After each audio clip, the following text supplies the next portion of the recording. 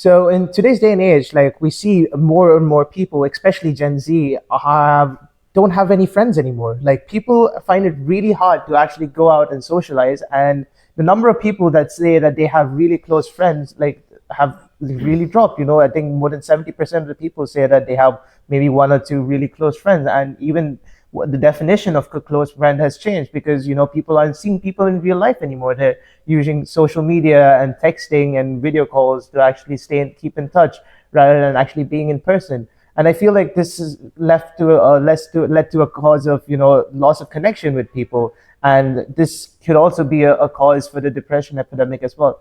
So, any thoughts on how people can improve themselves, find community and get out of this loneliness hole? I think you're absolutely right, Manu.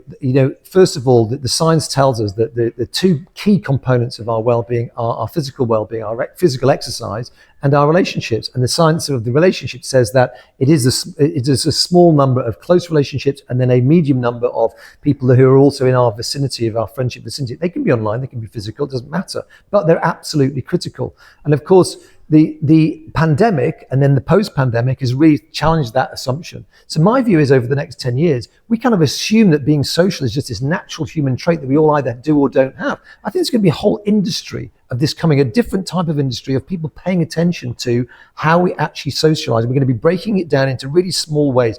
I do a relationship audit with my client. Who are the people in that tight group of friends? Who are the people that I speak to 4 or 5 times a week? Who's in the next group? How many people do I speak to maybe 3 or 4 times a month? And what's my broader community outside of that? And then I pay attention to it. So, well, how do you improve those little relationships step by step? How can I contribute more to that relationship? How can I just say thank you more? How can I listen better? How can I have better conversation with those people? How can I go and make new friends so that I'm getting 2 of these great little features that we know from research together, doing something new and relating to people. So then, if you can combine 2 of the pieces of research, that's, so if you can meet someone new while doing physical exercise and relating, like playing paddle or going to run club, then again, you're doing even better because you're combining 3 of these things that the research says. So we can use these clever ways, but I think we have to be diligent about it, have to concentrate, have to, set up your task to do it, which sounds, when we're talking about relating to each other, laborious.